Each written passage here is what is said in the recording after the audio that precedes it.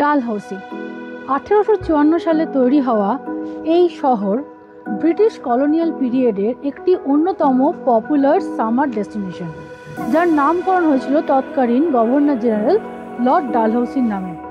আর এই শহরে এলে এখনও পাওয়া যায় সেই ওল্ড কলোনিয়াল চার্ম। তার সাথে তো থাকছেই মনোমুগ্ধকর প্রকৃতির, কুয়াশা ও মেঘাচ্ছন্ন পাহাড়ের এক অদ্ভুত সুন্দর দৃশ্য, পাইনে ঘেরা ভ্যালি, আর তার সাথে বরফাবৃত ধৌলাধর পর্বতশ্রেণীর পুরো গোটা রেঞ্জ।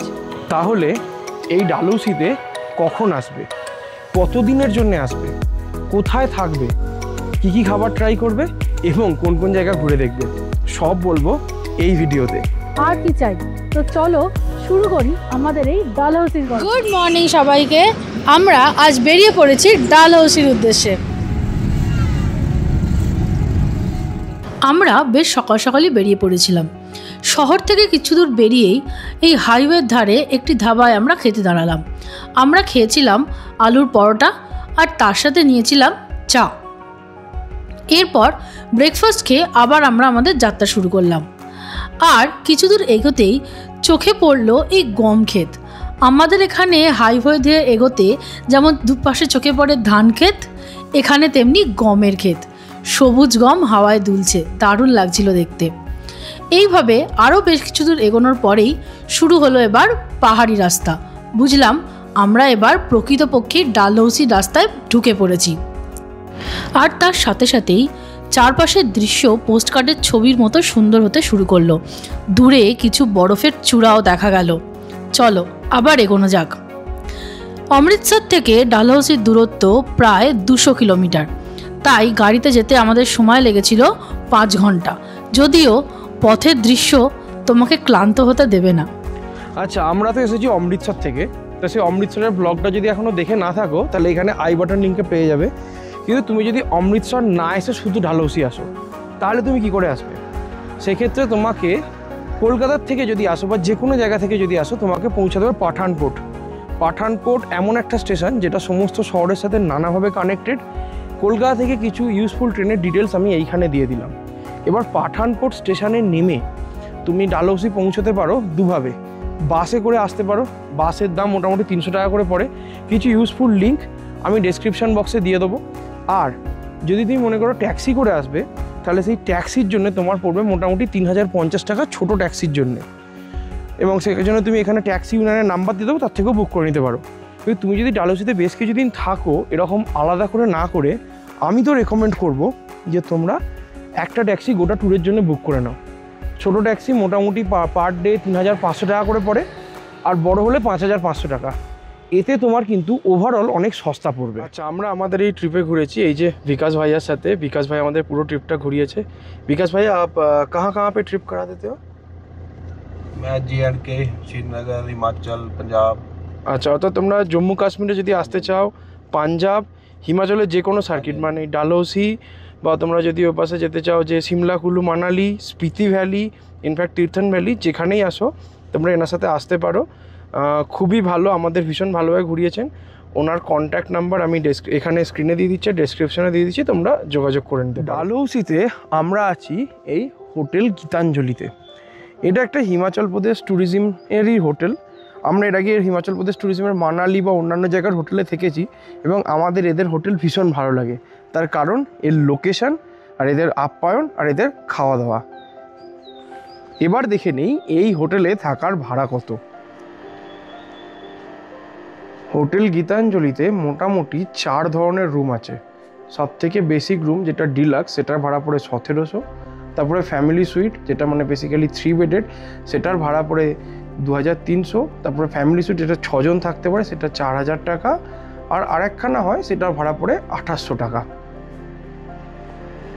আমরা আছি এর মধ্যে একখানা ডাবল ডিলাক্স রুমে, যেটার অ্যাকচুয়াল ভাড়া তো পড়ে 1700 টাকা। কিন্তু এই মার্চ আর এপ্রিলের মাঝামাঝি সময় অবধি এখানে এখন ছাড় আছে প্রায় 30%। তো ওই 1700 টাকার রুম আমি পেয়ে গেছি মাত্র 1200 টাকার মতো দামে। চলো এবার আমাদের রুম ট্যুরটা শুরু করা যাক। আমাদের রুম নাম্বার 205। ফার্স্টেই দেখো রুমের বাইরে এখানে কি সুন্দর একখানা টেবিল চেয়ারের সেট দেওয়া আছে বসে খাওয়ার জন্যে। চলো এবার আমরা রুমের ভেতরে যাই।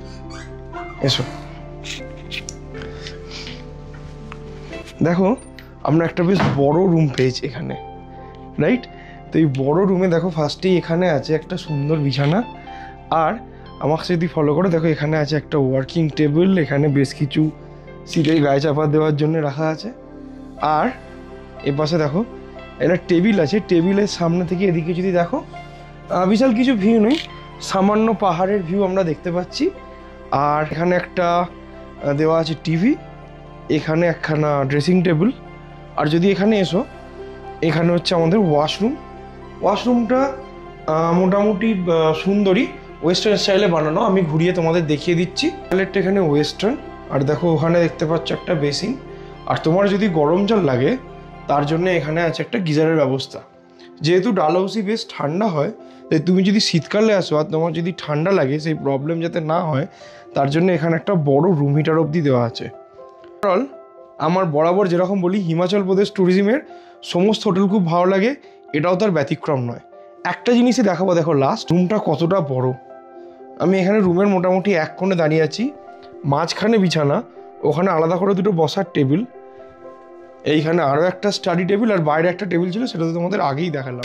এই হিমাচল প্রদেশ ট্যুরিজম বা HPTDCর হোটেল বুক করতে হয় অনলাইনে বুকিংয়ের লিঙ্কটা আমি স্ক্রিনে দিয়ে দিলাম, এটা তোমরা চাইলে ডিসক্রিপশন বক্সেও পেয়ে যাবে। এই ডালহৌসিতেই হিমাচল প্রদেশ ট্যুরিজমের আরও একটা হোটেল আছে, সেটার নাম হোটেল মানিমাহেশ। তার ভাড়া শুরু 2200 টাকা থেকে, কিন্তু সমস্যার ব্যাপার সেটা ডালহৌসি শহরের একটা দিকে, আর এই হোটেলটা শহরের একদম পুরোপুরি মাঝামাঝি। আমরা পৌঁছে গেছি ডালহৌসিতে। মার্চ মাসে এখানে চমৎকার আবহাওয়া, হালকা ঠান্ডা হাওয়া, অথচ গায়ে জ্যাকেট চড়াতে হচ্ছে না। আমরা এসেই ভাবছি এখানের একটা বিখ্যাত রেস্টুরেন্ট, কোয়ালিটি রেস্টুরেন্ট, সেখানে খেতে যাব। রাস্তাটা দেখো এখন মার্চ বলে বেশ খালি, এই যে পুরো খালি রাস্তা। আমরা এসে গেছি কোয়ালিটি রেস্টুরেন্টের সামনে। এই যে দেখতেই পাচ্ছ 1972 সাল থেকে চলছে এই রেস্টুরেন্ট, খুব নাম শুনেছি, এবার দেখা যাক।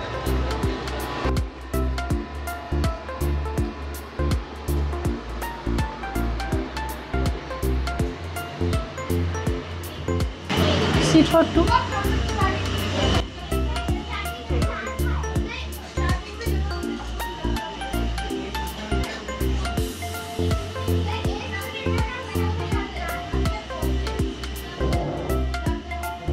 এবার বলি আমরা কি অর্ডার করেছি। এদিকে দেখো রয়েছে জিরা রাইস, খুব সুন্দর একটা ছোট্ট তামার কড়াইয়ে দিয়েছে। এদিকে হিমাচলি দহি চিকেন, আর এটা হচ্ছে বাটার নান, আর তার সাথে অনিয়ন স্যালাড তো আছে।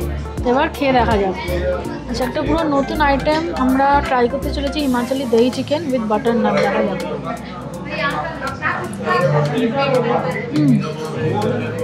বেশ অন্যরকম টেস্ট, আমাদের ওখানকার দহি চিকেনের মতো কিন্তু নয়।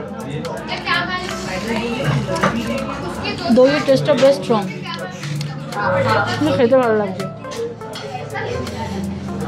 এই হিমাচলি চিকেন দিই আমি জিরা রাইসটা ট্রাই করে দেখছি।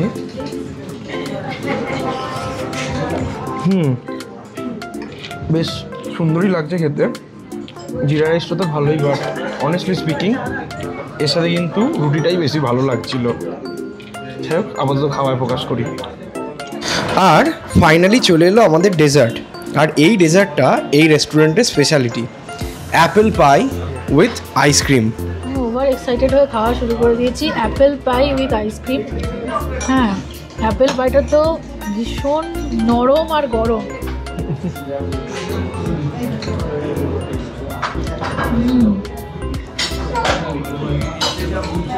ठीक है, बहुत अच्छा, बहुत अच्छा।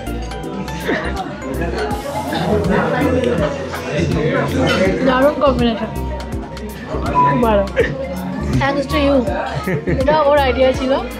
হ্যাঁ, আমি স্টার্টার কোনো অর্ডার করিনি, আমরা ডেজার্ট খাবো বলে সাকসেসফুল। কোয়ালিটি রেস্টুরেন্টে খাবার খেয়ে নিয়েছি, দুর্দান্ত খেতে ছিল। বাট যে জিনিসটা তোমরা লক্ষ্য করবে, দেখো যখন এলাম পুরো রোদ্দুর, পরিষ্কার আকাশ, এখন মেঘলা ওয়েদার। চলো একটুখানি জায়গাটা দেখে নিচ্ছি। এই জায়গাটাকে গান্ধী চক বলে। কেন বলে? এই সামনে গান্ধীজির মূর্তি। এখানেও না বেশ কিছু হোটেল আছে যেগুলো বলতে পারো একদম প্রপার লোকেশনে গান্ধী চকে। যেমন ধরো এই যে হোটেল ডালহৌসি, ওটার নাম্বার যদি আমি খুঁজে পাই আমি দিয়ে দেবো স্ক্রিনে। এখানে আরও কিছু আছে, চিজ অ্যান্ড অলিভ। এই দেখো এইখানেই আছে সেন্ট জন চার্চ। দেখি আজকে বিকালের দিকে আসার ইচ্ছা আছে ঘোরার জন্য। আর এখানে আরও কিছু হোটেল আছে। এই হচ্ছে গান্ধী চক। বেসিক্যালি যে কোনো ম্যাল রোড, যে কোনো পাহাড়ের চক যেরকম হয়, সারপ্রাইজিং মে মাসে সেরকম মেঘলা আকাশ পাবো তো ভাবিনি। প্রচন্ড ঠান্ডা হাওয়া দিচ্ছে, আমরা সোয়েটার নিয়ে বেরোইনি। একটু টুকটাক শপিং এর জন্য দেখিনি হোটেল। গান্ধী চকের সামনেও বেশ কিছু দোকান আছে কেনাকাটা করার জন্য, যদি করতে চাও।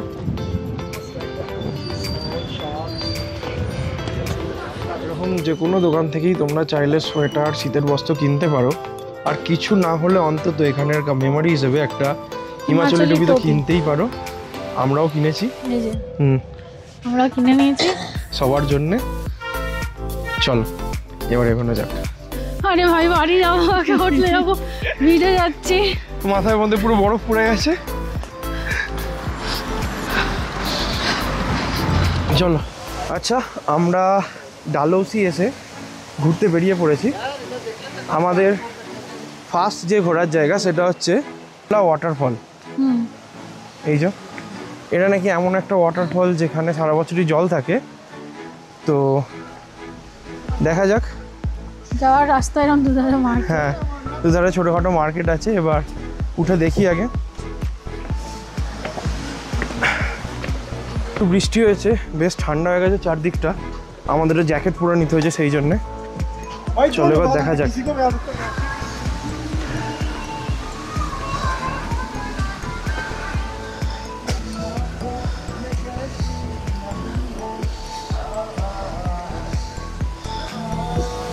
আচ্ছা, বেশ অনেকটা রাস্তা পাথুরে এরকম আসতে হয়েছে। আর রাস্তায় জায়গায় জায়গায় এরকম টি স্টল করা আছে, সেটা কোনো প্রবলেম নেই। তবে জঙ্গলের মধ্যে একটা বেশ সুন্দর ঝর্ণা। বর্ষাকাল হলে হয়তো আরও ভালো লাগতো অ্যাকচুয়ালি। আর এখনও যেটুকু জল আছে দেখে মন ভরেই গেছে, কারণ পরিবেশটা খুব সুন্দর। একবার দেখো ঝর্ণাটা,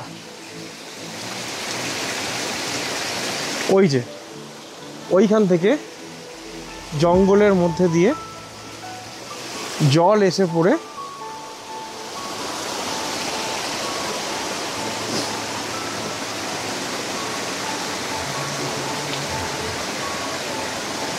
বেশ ভালো লাগবে, এসো অবশ্যই।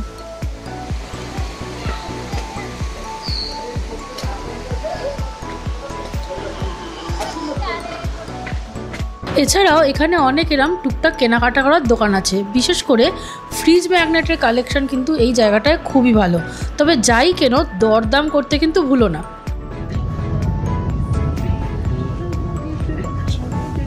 ঘুরতে ঘুরতে আমরা এখন এমন একটা জায়গায় চলে এসেছি যেটার সাথে সমস্ত ভারতীয়রা, বিশেষ করে আমরা বাঙালিরা ভীষণভাবে কানেক্ট করতে পারবো। কারণ এই জায়গাটায় বলা হয় এই জায়গাটার নামটা আগে বলি। এই জায়গাটার নাম হচ্ছে সুভাষ বৌলি। একদম। এবং সুভাষ বৌলি নামের সাথে নেতাজি সুভাষচন্দ্রের নাম জড়িত। কারণ হচ্ছে 1937 সালে উনি প্রিজন থেকে ছাড়া পাওয়ার পর, জেল থেকে ছাড়া পাওয়ার পর একটা রোগে আক্রান্ত হন, যেটার নাম হচ্ছে প্লুরিসি। মোটামুটি মেনলি এটা বোধহয় ফুসফুসের কোনো রোগ। তো সেই রোগে আক্রান্ত হয়ে ওনার ডক্টরের পরামর্শে এখানে আসেন এবং এখানে এসে উনি ছিলেন 5 মাস। একদম 5 মাস থেকে উনি এইখানে পিছনে যে রাস্তা আছে এই রাস্তা দিয়ে উনি মর্নিং ওয়াক মানে সমস্ত হাঁটাচলা করতেন এবং করে এখানে একখানা ন্যাচারাল জলের উৎস আছে, ন্যাচারাল স্প্রিং।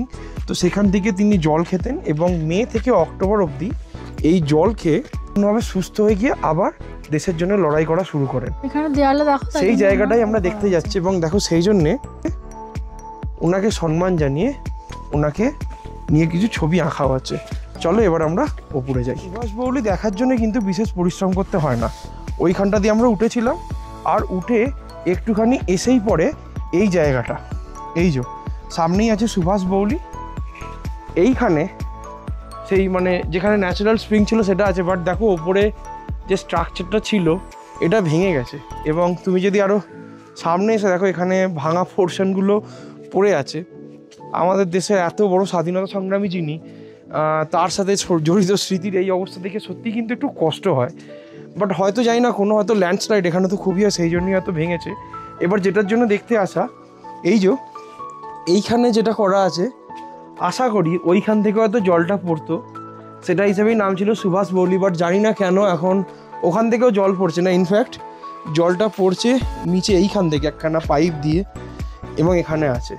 তো আমি তো বলবো আমি বিশেষ করে যেখানে মানে সুভাষচন্দ্র বসুর বিশাল বড় ভক্ত, ওনাকে মানে নিজের ওয়ান অফ দ্য আইডল মনে করি, তার স্মৃতিবিচারিত কিছু যেখানে ওনার শরীর ঠিক হয়েছে সেটা আরেকটু ভালোভাবে দেখতে বললে ভালো লাগতো। বাট এটা সত্যি আদৌ মানুষের অবহেলায় ধ্বংস হয়েছে নাকি কোনো প্রাকৃতিক বিপর্যয় সেটা তো জানি না। যেটাই হয়ে থাক আশা করি খুব শীঘ্রই এটা ঠিক হয়ে যাবে। ডালহৌসি মানেই ব্রিটিশ পিরিয়ডের একটা কলোনিয়াল জায়গা, এবং সেখানে অবশ্যই পাওয়া যাবে ব্রিটিশ পিরিয়ডের একটা চার্চ। যেমন দেখতে পাচ্ছ এটা রয়েছে সেন্ট জন চার্চ, যেটা স্থাপিত 1863 সালে। তো চলো এবার চার্চটার ভেতরে গিয়ে দেখি। কিন্তু চার্চের বাইরেটাও ছিমছাম, অথচ কি সুন্দর না, পুরো একটা ব্রিটিশ পিরিয়ডের ছাপটা এখনও বজায় আছে। চলো ভেতরে যাওয়া যাক।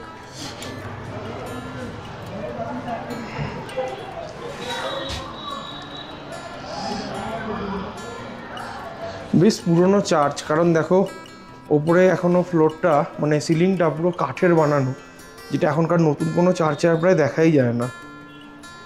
এবং কাঠের সিলিং এর প্যাটার্নটাও খুব অন্য, হ্যাঁ পুরো অন্য রকমের, যেগুলো আগেই হতো। এই সেন্ট জন চার্চটা একদম পুরোপুরি গান্ধী চকে। এই যে এইবার আমাদের হাতে আজকে বেশ কিছুটা সময় আছে, আমরা এই গোটা গান্ধী চকটা তার চারপাশের মার্কেটটা ঘুরে দেখব। তবে আপাতত এখন দরকার এক কাপ গরম কফি। প্রচন্ড ঠান্ডা লাগছে, কনকনে ঠান্ডা হাওয়া দিচ্ছে। তো চলো দেখা যাক কোথায় কফি পাওয়া যায়। সেই কফি খেতে আমরা এলাম ট্যান্ডামস ক্যাফেতে। বেসিক্যালি এটা খুঁজে পাওয়া খুব একটা কঠিন নয়। এই ট্যান্ডামস ক্যাফে মোটামুটিভাবে বলা যায় গান্ধী চকে গান্ধী মূর্তির ঠিক উল্টো দিকে।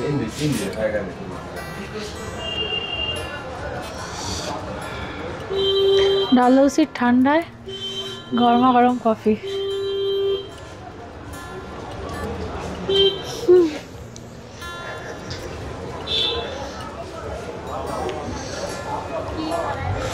কেমন খেতে? ওকে, আমাদের কফি খাওয়া কমপ্লিট। এবারে গান্ধী চকের ঠিক পিছনেই রয়েছে, দেখো এখান থেকে দেখতে পাবে একটা ইন্ডো টিবেটান মার্কেট। তো আমরা এখন ওখানেই যাচ্ছি, দেখা যাক যদি কিছু টুকটাক শপিং করা যায়।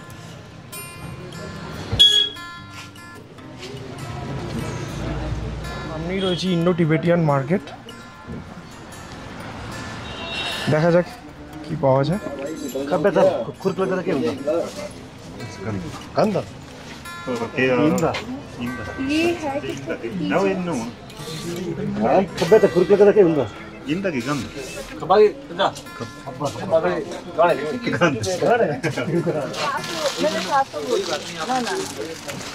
মোটামুটিভাবে একটা শেডের নিচে থাকলেও এই মার্কেটটা অ্যাকচুয়ালি কিন্তু বেশ বড়, এবং এখানে অনেক কিছু জিনিসই অ্যাভেলেবেল আছে। চাইলে সব রকমের শপিংই করা যাবে।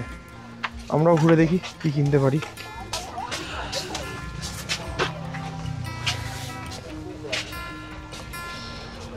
পিছনে দেখলে তোমরা টিবেটান মার্কেট। এবার এই ক্যাফে ডালহৌসির পাশ দিয়ে রাস্তাটা যেটা যাচ্ছে সেখানে আরও একটা মার্কেট আছে, তো আমরা এখন ওই দিকেই যাচ্ছি। দেখা যাক ওই মার্কেটে কি পাওয়া যায়।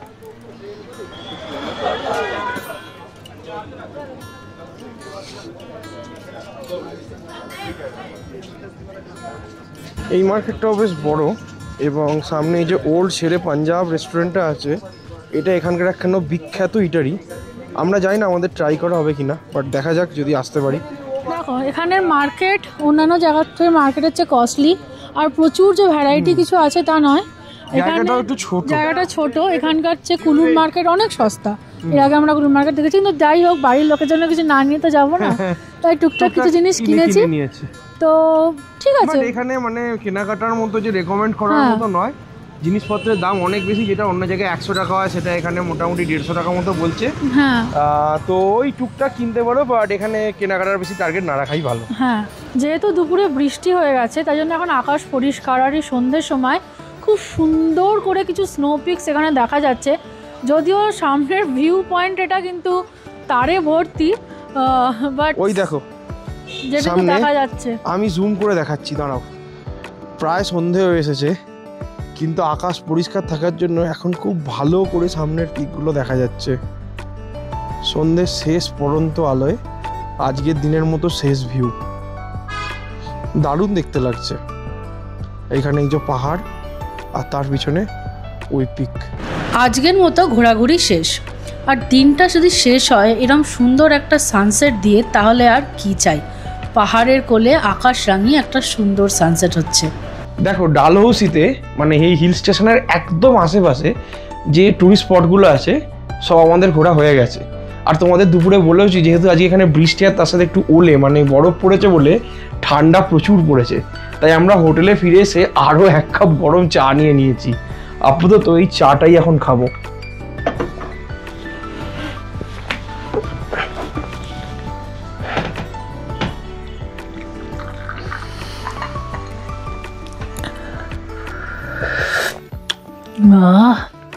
চাটা বলেছিলাম একটু আদা দিয়ে বানাতে, দারুণ বানিয়েছে। তৃপ্তি। ঘুরতে যেতে কার না ভালো লাগে, কিন্তু তার সাথে এটাও ঠিক ঘুরতে যেতে কিন্তু যথেষ্ট পরিমাণে টাকার খরচও হয়। আর আজকের দিনে সেই টাকা কামানোর একটা খুব ভালো অপশান হচ্ছে আইটি ইন্ডাস্ট্রি। এইবার 2025-এ দাঁড়িয়ে আইটি ইন্ডাস্ট্রিতে জব করার জন্য এটা নেসেসারি নয় যে তোমাকে বিটেক, এমটেক, বিসিএ বা এমসিএ হতে হবে। তুমি নন আইটি ব্যাকগ্রাউন্ড থেকে এসেও নিজেকে গ্রুম করে আইটি ইন্ডাস্ট্রিতে ঢুকতে পারো, কিন্তু সেটা করবে কি করে? তার জন্য তোমরা যোগাযোগ করতে পারো এই ডিসান academy get place by skills এর সাথে। এখানে শুধুমাত্র তোমাকে যে তোমার রিকোয়ারমেন্ট স্কিলে গ্রুম করা হবে তার জন্য যে মেন্টর করবে তাই নয়, তার সাথে ওরা ডেভেলপ করবে তোমার soft skill, interview preparation, resume building and LinkedIn leverage.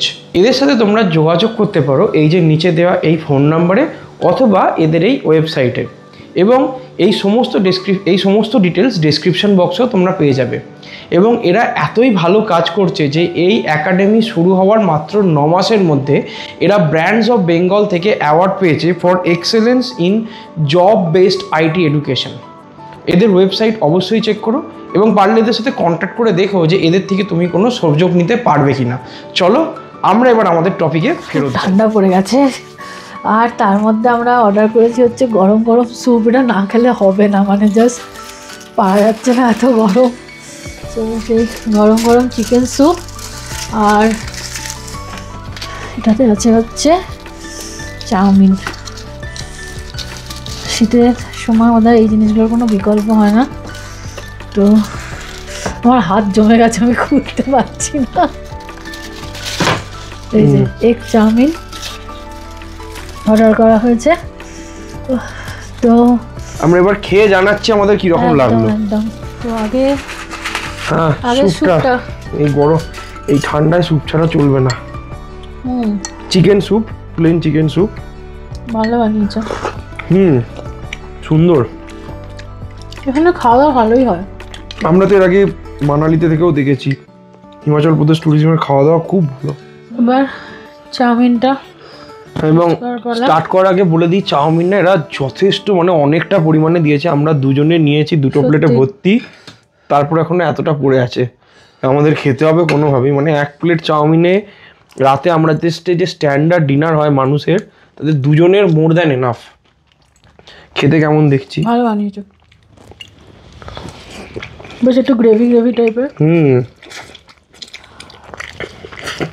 একটু মশলা দিয়ে। গুড মর্নিং সবাইকে। দিনটা আজ শুরু করছি এরকম অসাধারণ সুন্দর একটা দৃশ্য শেয়ার করে।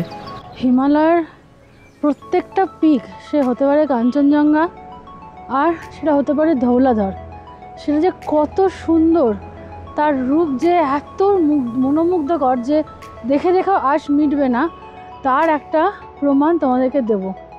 Just have a look.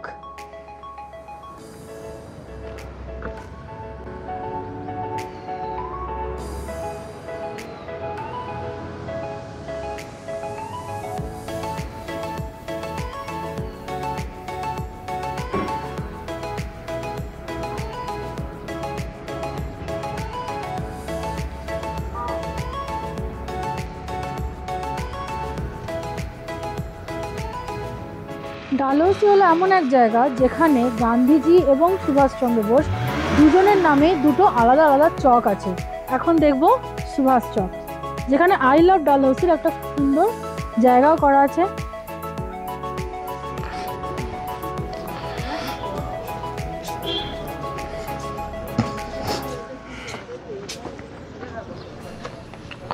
এবং এখান থেকে পাওয়া যায় একটা খুব সুন্দর ভ্যালি ভিউ। হ্যাঁ, সেটা আমি দেখাচ্ছি। দারুণ ভ্যালি ভিউ পাওয়া যায়, পুরো পাইন গাছে ভরা ভ্যালি, তার অসাধারণ সুন্দর ভিউ। সুভাষ চকের পাশেই আছে এখানে একটা চার্চ, যেটার নাম সেন্ট ফ্রান্সিস চার্চ। সেই চার্চটাই আমরা এখন এবার দেখতে যাচ্ছি। এই সেন্ট ফ্রান্সিস চার্চটা কিন্তু পুরো পাইনে ঘেরা। জায়গাটা একবার দেখো।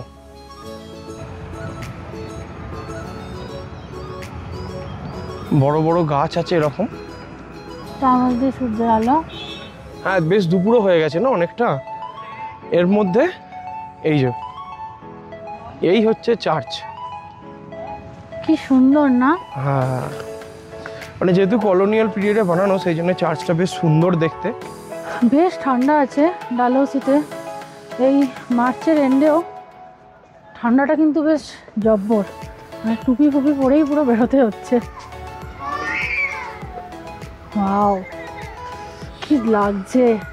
নীল আকাশ, ব্রিটেনেই পৌঁছে গেছি। সবুজ গাছ, আর তার মাঝে একখানা পুরনো স্টাইলের ক্যাথলিক চার্চ। খুবই সুন্দর দেখতে লাগছে জায়গাটা, খুবই সুন্দর। এখানে মাদার মেরি কলেজ যিশু, দেখো দিকটা। এই যে সামনে এখানে গিয়ে এই চার্চে ঢোকার জায়গা, যেখানে জুতো খুলে ঢুকতে হবে।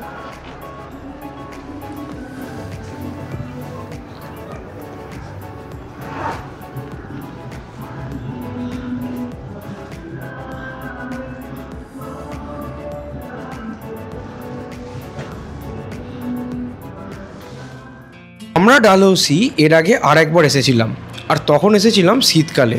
শীতকালে এলে গোটা ডালহৌসি কিন্তু বরফে ঢাকা থাকে, যেরকম তোমরা দেখতে পাচ্ছ। ডালহৌসি যাওয়ার রাস্তায় এরকম বরফ পড়ে যাওয়ার জন্যে তখন কিন্তু গীতাঞ্জলি হোটেলে পৌঁছানো বেশ সমস্যাজনক হয়ে যায়। তাই সেক্ষেত্রে শীতকালে এলে ডালহৌসিতে থাকতে পারো এই ডালহৌসি ভ্যালি হোটেলে। এই হোটেলটাও বেশ সুন্দর। এই হোটেলের কন্ট্যাক্ট নাম্বার আমি স্ক্রিনে দিয়ে দেবো। শীতকালে এলে এইটা চুজ করার জন্যে যথেষ্ট ভালো। এখানে এক একখানা রুমের ভাড়া পড়ে মোটামুটি ওই 2500 টাকার মতো। 2500 টাকায় যে রুমটা পাওয়া যায় যথেষ্ট ভালো। এছাড়া যদি তোমরা হিটার নাও, হিটারের জন্য তখন এরা আলাদা করে চার্জ করে।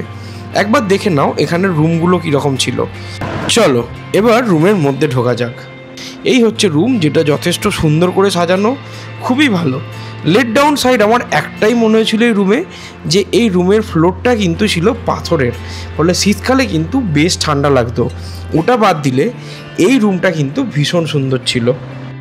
ডালহৌসি তাহলে আসবে কখন? ডালহৌসি আসার দুটো টাইম আছে। দুটো টাইমে এলে তুমি দুরকম জিনিস দেখতে পাবে।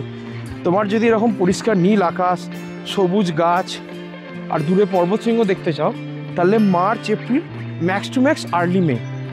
তারপরে জুন জুলাই আগস্ট সেপ্টেম্বর এটা অ্যাভয়েড করাই ভালো, কারণ এখানে পাহাড়ে প্রচণ্ড বৃষ্টি হয় এবং এখানে ল্যান্ডস্লাইড হয়। তুমি ভালো করে দেখতে তো পাবেও না, উপরন্তু আটকেও যেতে পারো। আবার অক্টোবর থেকে শুরু হয় সিজন, এবং অক্টোবরের পরে তুমি যদি নভেম্বর, ডিসেম্বর, জানুয়ারি বা ফেব্রুয়ারির আর্লি এই সময়গুলোতেও আসো, তাহলে তোমরা ওই যে আগে দেখালাম বরফে ঢাকা ডালহৌসি, 4-5টা সাদা, সেগুলো দেখতে পাবে। এবার তুমি কোনটা দেখতে চাইছো সেটা তুমি নিজে চুজ করে নাও। ডালহৌসির আশেপাশে যতগুলো ঘোরার জায়গা আছে, মানে লোকাল সবকটা সাইট সিইং স্পট আমাদের ঘোরা কমপ্লিট। কেমন লাগলো তোমাদের এই স্পটগুলো অবশ্যই জানিও। কোন স্পটটা সবথেকে ভালো লাগলো সেটা কিন্তু কমেন্ট করে জানাতেই হবে। যদি এই ভিডিওটা ভালো লাগে তাহলে আমাদের চ্যানেলকে লাইক অ্যান্ড সাবস্ক্রাইব করতে ভুলো না। এবার বলি, ডালহৌসির আশেপাশে কিন্তু আরও অনেকগুলো ঘোরার জায়গা আছে, তার জন্য তোমার হাতে একটু সময় লাগবে।